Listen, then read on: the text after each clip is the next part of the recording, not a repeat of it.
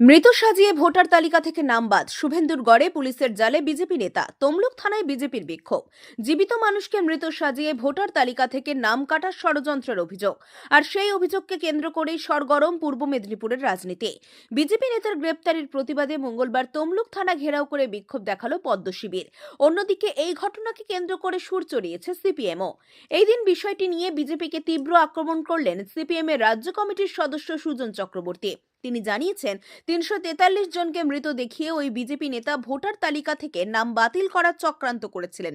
আসলে নাগরিকদের ভোটের অধিকার কেড়ে নেওয়াই বিজেপির লক্ষ্য। যারা মানুষের কাজ করতে পারে না, কেবল বিপদে ফেলে, তাদের এমনই হওয়া উচিত। একই সঙ্গে এই ঘটনায় নির্বাচন কমিশনের ভূমিকা নিয়েও অসন্তোষ প্রকাশ করলেন সুজনবাবু। তার কথায় কমিশন যা করেছে সেটি অত্যন্ত দুর্ভাগ্যজনক। বিজেপি নেতার গ্রেপ্তারের প্রতিবাদে মঙ্গলবার বিকেলে তমলুকে জেলখানা মোড় থেকে একটি মিছিল বের করেন বিজেপি কর্মীরা। মিছিলটি তমলুক থানার সামনে পৌঁছলে শুরু হয় ঘেরাও কর্মসূচি। বিক্ষোভে সামিল দিব্যেন্দু অধিকারী, তমলুক সাংগঠনিক জেলা বিজেপির সভাপতি মলয় সিনহা এবং তপন বন্দ্যোপাধ্যায় সহ অন্যান্য জেলা নেতৃত্বরা। থানা ঘেরাও কর্মসূচিতে যোগ দিয়ে দিব্যেন্দু অধিকারী পুলিশের বিরুদ্ধে পক্ষপাতিত্বের অভিযোগ তোলেন। তিনি জানিয়েছেন, মিথ্যে মামলায় বিজেপি কর্মীদের বেছে বেছে গ্রেপ্তার করা হচ্ছে। ডিএম, এসডিও কিংবা বিডিও, তৃণমূল জামানায় এরা সকলেই মমতা বন্দ্যোপাধ্যায়ের কর্মচারী হয়ে উঠেছিলেন। বিজেপি নেতৃত্বের মূল অভিযোগ, কোনো তথ্য যাচাই না করেই শুধুমাত্র বিএলওর অভিযোগের ভিত্তিতে কেন তাদের নেতাকে গ্রেপ্তার করা হলেও পুলিশকে তার জবাব দিতে হবে। এই গ্রেপ্তারের নেপথ্যে রাজনৈতিক প্রতিহিংসা রয়েছে বলেই দাবি গেরুয়া শিবিরের। কাজল মাইতির রিপোর্ট, দেশ মানুষ।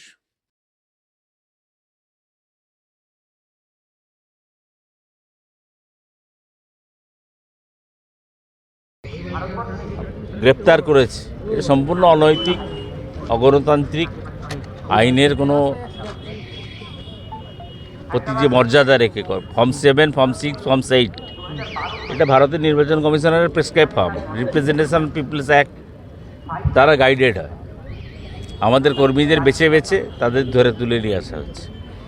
যেখানে বেলডাঙ্গা, মুর্শিদাবাদ এবং বিস্তীর্ণ নর্থ বেঙ্গলের মালদা, সেখানে 36 ঘন্টা 24 ঘন্টারও বেশি যান চলাচল বন্ধ, সাধারণ মানুষের দোকানপাট বন্ধ, আগুন জ্বলছে, বন্দে ভারত ট্রেনকে পুড়িয়ে দেওয়া হতে পারে এই আশঙ্কা করে রেল দপ্তর প্রধানমন্ত্রীর উদ্বোধনের প্রাক্কালে পুলিশকে চিঠি দিয়েছে।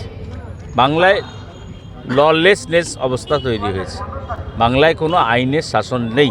কে এফআইআর করেছে? এফআইআর করেছে কে? বিএলও। বিএলও কে? বিএলও কে?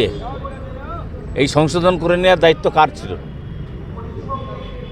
ফর্ম আমি ভুল ত্রুটি থাকতে পারে, সেই ত্রুটি মুক্ত করার দায়িত্বটা কার? বিএলওর। আন্তর্জাতিক ক্রিকেটার মোহাম্মদ শামিকে আজকে ডাকা হয়েছে।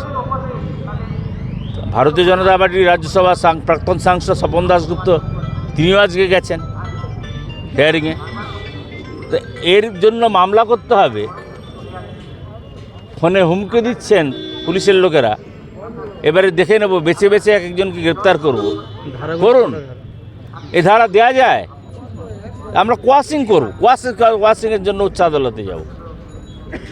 7 দিন রিমান্ডে নিয়েছেন, নিতে পারেন। 7 দিন ডাল ভাত খেয়ে যখন বেরোবে, গলায় মালা পরে, তখন তমলুকের মানুষ আরও উজ্জীবিত হবে। ভারতীয় জনতা পার্টি মরে যায়নি।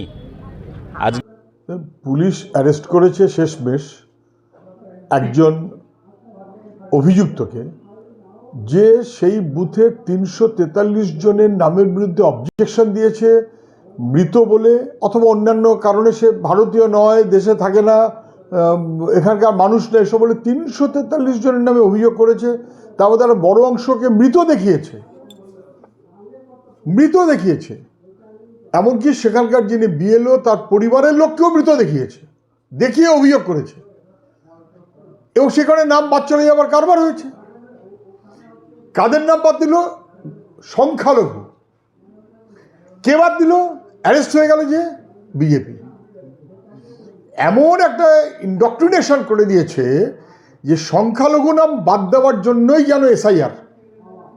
আমরা এই কথাটাই বলছিলাম যে এসআইআর এর মধ্য দিয়ে রাজনৈতিক মনোভাবে চলতে চাইছে নির্বাচন কমিশন, এবং সেই কারণে 343 জনের নামে অবজেকশন দিয়ে মৃত দেখিয়ে দিয়ে বিজেপির নেতা। এই বিজেপি মানুষ মারা বিজেপি, মানুষের নাম কেটে দেবার জন্য বিজেপি, ভোটের অধিকার কেড়ে নেবার জন্য বিজেপি, নাগরিক অধিকার কেড়ে নেবার জন্য বিজেপি কাজ করতে পারে না, মানুষকে বিপদে ফেলে, গ্রেপ্তার হয়েছে, এবং মানুষকে বিপদে ফেলার এই প্রচেষ্টা তা এখন প্রত্যেক দিন নির্বাচন কমিশনের কাজের মধ্য দিয়ে ফুটে বেরোচ্ছে। কি দুর্ভাগ্য আমাদের।